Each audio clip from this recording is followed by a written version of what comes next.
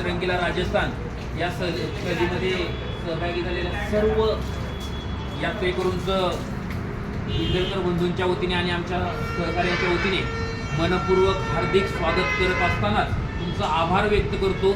आभार यासाठी व्यक्त करतोय की आपण तुमची सेवा करण्याची संधी आम्हाला दिली, त्यामुळं आपल्या सर्वांचा त्या ठिकाणी मी आभार व्यक्त करतोय. की ती ट्रिप अरेंज करत असताना राजस्थानमध्ये 2 प्रकार त्या ठिकाणी असतात, एक मेवाड आणि एक मारवाड. तर काही लोक 7 ते 8 दिवसाच्या ट्रिपसाठी येतात, मग तो मेवाडचा तरी भाग बघतात नाही तर मारवाडचा तरी भाग बघतात. आपण रंगीला राजस्थान म्हणजे संपूर्ण राजस्थानचा एरिया त्याच्यामध्ये कव्हर केला आहे. त्याच्यामध्ये फक्त आपलं माउंट आबू आणि चित्तोडगड या 2 गोष्टी राहिलेत.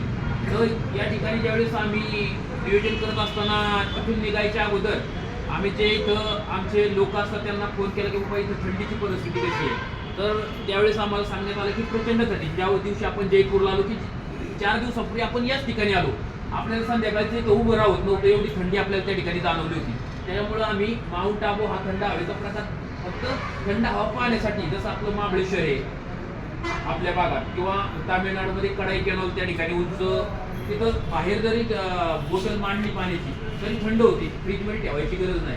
पण इथं एवढी थंडी आहे असं आम्हाला समजल्यानंतर आम्ही फक्त जो चित्तोडगड, कारण आपण जो काल आपण जो पाहिला गड तो आणि चित्तोडगड सेम आहे, 1 नंबरचा आणि 2 नंबरचा, त्याच्यामध्ये काही बदल नाही. तो पाहिला तर हा पाहिजे नाही. अशा प्रकारे आपण संपूर्ण राजस्थान कव्हर करण्याचा प्रयत्न त्या ठिकाणी केलाय. त्याच्यामध्ये ऍक्च्युली माझं पण म्हणणं होतं की चित्तोडगडला पण जायला पाहिजे होतं, कारण राजस्थानच्या सर्व फोर्टमधलं 1 नंबरचा फोर्ट म्हणून ओळखला जाणार चित्तोडगड आहे. पण त्याच्याबरोबरच 2 नंबरचा जैसलमेर आहे. 1 आणि 2 दोन्ही पाहिले तरी त्याच्यामध्ये रचना आतमधली सगळी सेमच होती, म्हणून तो पैकी एक आम्ही त्या ठिकाणी चॉईस केलं आणि आपण एक दाखवला. तो दाखवत असताना आपण सर्वांनी जो उल्लेख या ठिकाणी केला जेवणाचा, बरोबर आम्ही जेवण पहिल्या दिवसापासून शेवटच्या दिवसापर्यंत कसं नवीन तुम्हाला त्या ठिकाणी देता येईल याचा प्रयत्न आम्ही त्या ठिकाणी करत असतो. सब्जी मंडीमध्ये ज्यावेळेस जाईल आपल्या भागातली सब्जी, या ठिकाणची सब्जी त्या ठिकाणी वेगवेगळी त्या ठिकाणी मिळते प्रत्येक शहरामध्ये. या शहरामध्ये जशा पद्धतीने ताजी भाजीपाला आम्हाला त्या ठिकाणी मिळेल, या भाजीपाल्यावरती आम्ही या ठिकाणी मेनू ठरवतो आणि रोज काहीतरी नवीन कसं देता येईल यासाठी प्रामाणिक प्रयत्न सद्गुरूच्या वतीने त्या ठिकाणी होतो. आपलं समाधान हीच आम्हाला मिळालेली पोचपावती त्या ठिकाणी असते किंवा शाबासकी असते. तर आपण रंगीली राजस्थानची टूर 12 दिवसाची त्या ठिकाणी सर्वांनी अनुभवली आणि त्यामध्ये आपण अनुभवलेले आपले काही किस्से, आपण काढलेले काही फोटो, आपण काढलेले काही व्हिडिओ आमच्या 3 चौघांच्या माध्यमातून आपल्यापर्यंत येणाऱ्या 2-3 दिवसामध्ये त्या ठिकाणी पोहोचतीलच. त्यामध्ये आपण तेल मात्र शंका त्या ठिकाणी ठेवू नका. जी आपण ठिकाणं पाहिली ती या ठिकाणी मी तुम्हाला आता एक 5 मिनिटामध्ये आपण काय काय पाहिलं हे मी तुम्हाला तोंडी सांगणार आहे, पण ते तुम्हाला तुमच्या व्हॉट्सअपवरही त्या ठिकाणी येईल, जेणेकरून तुम्ही घरी गेला तुमचं नाही लक्षात राहिलं तर तुम्ही इतरांना ते सांगू शकता. अशा प्रकारे आपण सर्वांनी 10-12 दिवस आम्हाला जे सहकार्य केले त्याबद्दल सर्वांचं त्या ठिकाणी आभार व्यक्त करतो. आणि या ट्रिपची सुरुवात आपली पुणे या ठिकाणावरून झाली आणि आपण उतरलो जयपूरला. जयपूर हे आपल्याला तसं गुलाबी शहर म्हणून त्या ठिकाणी ओळखलं जातं आणि त्या शहरापासून आपण आपल्या राजस्थानच्या ट्रिपची सुरुवात केली.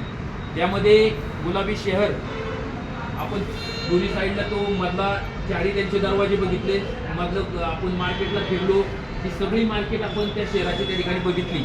आणि त्याच्यामध्ये आमेर फोर्ट जो किल्ला आपण सगळ्यात अगोदर जो पाहिला तो आमेर फोर्ट होता.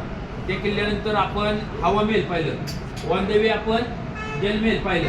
जलमहलला ॲक्च्युली आपण उतरायला पाहिजे होतं. उतरल्यानंतरचा मागच्या वर्षीचा माझा अनुभव यावर्षी त्यांनी ऑन द वे त्या ठिकाणी आपल्याला दाखवलं. आम्हाला असं म्हणलं की दुसऱ्या दिवशी आपण ज्यावेळेस ते गार्डन पाहिला, कणक गार्डन पाहायला जाणार आहे त्यावेळेस तुम्हाला दाखवतो. पण दुसऱ्या दिवशी त्या बसचा मालक आणि ड्रायव्हर यांच्यामध्ये दोघांची मतं थोडीशी वेगळी आली. तो वेगळ्या रूटवर आहे आणि आपल्याला जायचं वेगळ्या रूटने, त्यामुळे ते कनक गार्डन दाखवण्याची जी आमची कमिटमेंट होती ती त्या ठिकाणी नाही आम्ही त्या ठिकाणी पूर्ण करू शकलो. त्याबद्दलही त्या ठिकाणी दिलगिरी व्यक्त करतोय. आणि तदनंतर आपण सिटी पॅलेस हे जयपूरचे आपण 4 ठिकाणं त्या ठिकाणी प्रमुख ठिकाणं आपण पाहिली. तशी 10 ठिकाणं त्या ठिकाणी आहेत, परंतु त्यातली प्रमुख 5 ठिकाणे आहेत त्याच्यामध्ये जंतर मंतर ते पण आपण त्या ठिकाणी बघितलं. पूर्ण वैदिक शास्त्रावरती आधारित तो पूर्ण आपण त्या ठिकाणी माहिती पण गाईडच्या माध्यमातून त्या ठिकाणी घेतली. कोणाला समजली असेल, कोणाला समजली नसेल. आपले जे ग्रह आणि ग्रह नक्षत्र याच्यावरती आपल्या ज्या राशीचा प्रभाव कसा पडतो, कशा पद्धतीने तो राशी बदल होतो किंवा ग्रह बदल होतो, ते जाणून घेण्याचा प्रामाणिक प्रयत्न केला. जे कमी वयाचे किंवा शिकलेले त्यांच्या कदाचित ते लक्षात आलं असेल, वयस्कर लोकांच्या ते लक्षात आलं नसेल, परंतु एक अतिशय चांगलं ठिकाण आपण त्या ठिकाणी दाखवण्याचा प्रयत्न केला. दुसरं ठिकाण होतं आपलं पुष्कर. पण पुष्करला जात असताना अजमेर हे रोडमध्ये लागणारं एक ठिकाण आहे आणि अजमेर हे मुस्लिम लोकांचं धर्मस्थळ असल्यामुळं काही हिंदू लोकांना ते आवडत नाही. परंतु तरी सुद्धा की बाबा अजमेर हे काय हे पाहण्यासाठी फक्त आपण तिथं कुणाची कंपल्सरी नाही की तिथं जाऊन तुम्ही दर्ग्यामध्ये गेला पाहिजे, चादर चढवली पाहिजे. पण बघा अजमेर काय, कोणी जर विचारलं कधी आम्ही अजमेरला गेलो, असं आहे मुस्लिम भले त्यांचा धर्म वेगळा असू द्यात, पण आपण त्याला पण त्या ठिकाणी भेट दिली आणि ती भेट देऊन आपण पुष्कर या ठिकाणी पोहोचलो. पुष्कर हे जगातील ब्रह्मदेवाचं एकमेव असणारं सुंदर असं मंदिर आपण त्या ठिकाणी सर्वांनी अनुभवलं. आणि मंदिरात जाण्याच्या अगोदर जो योगायोग त्या ठिकाणी 6 वाजता जी आरती असते, जशी तुम्ही काशीला गेल्यानंतर गंगा आरती त्या ठिकाणी होते, त्याच प्रकारची आरती त्या ठिकाणी ब्रह्मदेवांनी यज्ञ केला आणि त्यांच्या त्या हातात जे फुल पडलं त्याचा तो सरोवर बांधला आणि त्या सरोवराची पूजा संध्याकाळी 6 वाजता तुम्हाला सर्वांना त्या आरतीचा लाभ त्या ठिकाणी मिळाला. आणि त्यानंतर आपण मंदिरामध्ये जाऊन मस्तपैकी सर्वांनी दर्शन घेतलं. तिथं काही खरेदी बऱ्यापैकी तुम्ही त्या ठिकाणी केली. अशा प्रकारे आपण पुष्करचं दर्शन घेतलं. चांगल्या हेरिटेज हॉटेलमध्ये आपला त्या ठिकाणी दुसऱ्या दिवशीचा मुक्काम होता. हेरिटेज हॉटेल म्हणजे शेतामध्ये असलेलं हॉटेल. तिथं मला वाटते सगळ्या प्रकारचं काकू म्हणजे काय व्हेजिटेबल म्हणजे वांग्यापासून तर मला प्रत्येक गोष्ट मिरची वगैरे सगळं दिसलं तिथं त्या हॉटेलच्या कडे. म्हणजे चांगलं हॉटेल त्या ठिकाणी होतं. आणि दुसरा मुक्काम आपण तिथं केला. दुसऱ्या दिवशी सकाळी आपण ब्रह्मदेवांची धर्मपत्नी सावित्री मातेचे दर्शन घेण्यासाठी काही लोक चालत गेले, काही लोक रोपवेचा आनंद घेत वर गेले. म्हणजे चालत गेले ते येताना रोपवेचा आनंद घेत. खरं पाहता याच्या मागचं कारण जर बघितलं जाताना जो आनंदाने ते वर गेले, परंतु त्यांचं पण बरोबर आहे. त्या ठिकाणी चढत असताना ज्या अर्ध्या फुटाच्या स्टेप्स त्या ठिकाणी पाहिजेत त्या काही ठिकाणी 1 फुटाच्या पण मोठ्या होत्या. त्याच्यामुळे ते त्या ठिकाणी खरोखर त्यांना जवळ वाटलं, ते पण ते खूप लांब होतं. त्यांचं विशेष आभार, ते स्वतः पायी त्या ठिकाणी गेले. अशा प्रकारे आपण पुष्करचं दुसऱ्या दिवशीचं त्या ठिकाणी पूर्ण केलं. पुष्कर झाल्यानंतर आपण पुष्करवरून उदयपूर या सिटीमध्ये त्या ठिकाणी आलोय. आणि उदयपूरमध्ये सगळ्यात अगोदर आपण सहेली की बाडी जो मोठं गार्डन कारंजाचं आपण त्या ठिकाणी पाहिलं. ते गार्डन मला वाटतं यातल्या सगळ्यांनाच त्या ठिकाणी आवडलं असेल. त्यानंतर आपण फतेसागर झील, संपूर्ण उदयपूरला पाणी पुरवठा करणारं ते मोठं धरण त्या ठिकाणी पाहिलं. त्याच्यावरती पर्यटनानिमित्त त्यांनी जी काही बोटिंग सुविधा केलेली आहे त्याचा पण आनंद आपण सर्वांनी त्या ठिकाणी घेतलाय. आणि त्या धरणाचं महत्त्व म्हटलं तर जे आपण खाली गार्डन पाहिलं ज्याच्यावरती जे फवारे फाउंटन आपण पाहिले ते सर्व फाउंटन ग्रॅव्हिटी म्हणजे उंचावर ते धरण आणि ते गार्डन होते ते खाली खोल भागामध्ये असल्यामुळं त्याच्या सायकलवर ते फाउंटन त्या ठिकाणी चालतात. पूर्वीच्या काळी ते ज्यावेळेस लाईट नव्हते किंवा कुठली मोटर नव्हती त्यावेळेस ते फाउंटन त्या ठिकाणी चालवले. आपण त्याचाही आनंद त्या ठिकाणी घेतला. त्यानंतर वॅक्स म्युझियम, यामध्ये तुम्ही गेल्यानंतर खरी वॅक्स म्युझियम मध्ये गेला पुतळे तुम्ही सगळे पाहिले. कोणी नरेंद्र मोदी बरं फोटो काढला, कोणी बाळासाहेब हिंदू सम्राट बाळासाहेब ठाकरेंवर फोटो काढला. मी काँग्रेसचं काम करतोय, मी कोण होता तो राजस्थानचा गहलोत साहेबांवर फोटो काढला. आणि तुम्ही सर्वांनी तुमच्या पद्धतीने जिथं जिथं आवडतंय शिवाजी महाराज होते आपले सगळ्यांबरोबर फोटो काढले. आणि ते फोटो काढल्यानंतर आपण कुठे गेलो डरावणी आवाज सगळ्यांनी अनुभवली. तिथून पुढे गेलो की तिथून पुढे गेले काय होतं काच नाही भूल भुलैया काच पुढून पुढे होती. कोण काचला दड करत, कोण काय करत, कोण त्या भूल बांगल्या तर ताप होत असं पुढून पुढे जायचंय. म्हणजे हा सगळा अनुभव आपण सर्वांनी घेतला आणि अतिशय आनंद वाटला त्या ठिकाणी. म्हणजे पूर्ण आपण ते गड किल्ले हे ते पाहत होतो, पण तिथं आहे ना थोडंसं वेगळं हटके थोडंसं काहीतरी वाटलं आणि तो अनुभवायला मिळालं. ते एक चांगलं त्या ठिकाणी आपण हे केलं. आणि त्यानंतर आपण ज्या ठिकाणी आतमध्ये एका हॉलमध्ये गेलो, राजस्थानी लोककला फोक डान्स, त्यामध्ये राजस्थानी महिलांचा नृत्य आपण त्या ठिकाणी सगळ्यांनी अनुभवलं. त्याच्यामध्ये सगळ्यात चांगली जो गोष्ट काय असेल तर 5 हंडे एकावरती एक त्या समोरच्या व्यक्तीने त्या ठिकाणी घेतले. अतिशय सुंदर नृत्य करत असताना दुसरे मनाला अनुभवायला मिळेल चांगलं दृश्य पाहिलं तर ते जे टाळ होते त्यांचे कुठल्याही पोझिशन मध्ये घेतले तरी ते टाळ वाजत होते. पायाला 4 ठिकाणी टाळ बांधले होते, हाताला दोन्ही हातातले कसे मारलं तरी ते टाळ वाजत होते. एक अतिशय उत्तम लोककला आपण त्या ठिकाणी पाहिली. असं करत असताना आपला 4 दिवसाचा मुक्काम त्या ठिकाणी संपला. 5व्या दिवशी आपण जोधपूरला निघालो. कुठून? उदयपूरवरून जोधपूरला आलो. जोधपूरला आल्यानंतर आपण पहिल्यांदा मेहरनगड पाहिला. मेहरनगड पाहिल्यानंतर आपण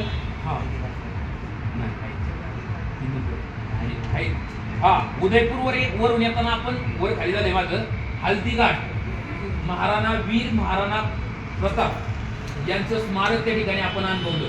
ते रस्त्यामध्येच होतं, आपल्या प्रोग्राम मध्ये नव्हतं, पण तरी सुद्धा की बाबा एक शूरवीर छत्रपती शिवाजी महाराजांच्या जोडीचाच असणारा एक शूर योद्धा. खऱ्या अर्थानं आपण हिंदू म्हणून जगतोय तर या 2-3 राजांच्यामुळं आपल्याला हिंदू म्हणून जगण्याचा अनुभव सगळ्यांना त्या ठिकाणी मिळतोय. त्यातले एक छत्रपती शिवाजी महाराज आणि दुसरे महाराणा प्रताप. या दोन्ही राजांनी कधीही मुघलांसमोर असेल अकबर बादशाहसमोर कधीही नाही, त्यांनी युद्ध केलं, स्वतः कट झाले, परंतु ते कोणापुढे वाकले नाही. अशा प्रकारचे हे 2 शूरविद्ये त्यांना सलाम त्या ठिकाणी त्यांच्या वीरभूमीला आपण त्या ठिकाणी भेट दिली. आणि आपण ती भेट देऊन जोधपूरला त्या ठिकाणी पोहोचलो. मेहरनगड फोर्ट आपण सर्वांनी फिरून त्या ठिकाणी पाहिला, फोटोग्राफी केली, व्हिडिओ आपण त्या ठिकाणी काढले. आणि त्यानंतर उमेद भवन आपण एवढा मोठा पॅलेस आहे राजाचा, परंतु सगळं प्रायव्हेट फोर्ट आहे, म्हणजे मालकी हक्काचे फोर्ट आहेत. याच्यावरती त्या राजाला वाटलं दुपारी 12 वाजता मला बंद करायचंय, जेवढ्यांनी तिकीट काढलेले लोक सगळे 1 तासामध्ये सगळ्यात बाहेर काढतात आणि तो फोर्ट बंद करतात. असं त्यांनी 3-4 वेळेला केलेलं आहे. आलेली पर्यटक एवढ्या लांबून त्या ठिकाणी येतात, पण त्यांच्या जर काही गोष्टींमुळे जर त्यांना वाटलं बंद करायचं आहे तर ते बंद करतात. म्हणून ते उमेद भवन एवढं मोठं आहे, त्यातला फक्त आपण 10% हिस्सा बघितलाय काका, 10% हिस्सा बघितलाय. 90% हिस्सा त्यांनी हॉटेलमध्ये कन्वर्ट केलाय, 5 स्टार हॉटेलमध्ये. त्या ठिकाणी मोठमोठे लोक त्या ठिकाणी असतात, राजस्थानमधले सगळे पॉलिटिशियन, सिने स्टार सगळे त्या ठिकाणी त्या वास्तव्याला असतात. जोधपूर झाल्यानंतर आपण पुढे जे आपण गेलो ते आपण ज्यासाठी खरं तर राजस्थानमध्ये येतो किंवा आपल्या मनामध्ये एक कन्सेप्ट असते की राजस्थान म्हणजे वाळवंट. मग वाळवंटाचा अनुभव घेणं तर आपलं आद्य कर्तव्य त्या ठिकाणी होतं. म्हणून आपण जैसलमेरच्या सम वाळवंट, कोण साम वाळवंट म्हणतं, कोण सम वाळवंट म्हणतं, त्या सम वाळवंटामध्ये आपण त्या ठिकाणी मुक्कामाला गेलो. आणि सम वाळवंटामधला एक विशेष अशी एक गोष्ट असते की बाकीच्या सगळ्या स्टेला आपण हॉटेलमध्ये मुक्काम करतो, त्या ठिकाणचा मुक्काम आपला टेंटमध्ये असतो. टेंटमध्ये मुक्काम असतो आणि जी सफारी असेल, कॅमल राईड्स असतील, पॅरा रायडिंग असेल, सगळ्या प्रकारचा आनंद त्या ठिकाणी घेता येतो. किंवा तुझ्या काय गाड्या, प्रत्येक माणूस प्रत्येकाच्या जे मनामध्ये काय असतं ते करण्याचा त्या ठिकाणी प्रयत्न करतो. आपल्याला त्या ठिकाणी पोहोचायला थोडासा उशीर झाला. माझ्या माहितीप्रमाणे आपण ज्या टायमिंगला पोहोचलो ते आपलं दुसऱ्या दिवशी होतं. आपल्याला जैसलमेर सिटीमध्ये आदल्या दिवशीचा मुक्काम करायचा होता, दुसऱ्या दिवशी आपल्याला जैसलमेरला जायचं होतं. पण दुसऱ्या दिवशी जर जैसलमेरवरनी इकडच्या मुक्कामाला यायचं होतं आपल्याला, कुठं बिकानेरला, ते अंतर परत 50 किलोमीटर वाढलं असतं. म्हणून आपण अगोदर साममध्ये गेलो आणि नंतर आपण सिटीमध्ये आलो. तो थोडा आमच्यामध्ये प्रॉब्लेम झाल्यामुळे आपण ज्या दिवशी पोहोचलो त्या दिवशी फार सूर्यास्ताच्या वेळेस तिथे गेलो. त्यामुळे तो 1-1.5 तासाचा आनंद वाळूमध्ये किंवा त्या वाळवंटामध्ये घेता येतो, तो थोडासा आपल्याला कमी घ्यायला मिळाला. एवढंच गेलो आपण तिथं, सगळ्या ॲक्टिव्हिटीज केल्या, परंतु जो आनंद अनुभवायला वेळ तिथं हवा होता तो आपल्याला वेळ त्या ठिकाणी मिळाला नाही. त्याबद्दल आयोजकांच्या वतीने दिलगिरी व्यक्त करतो.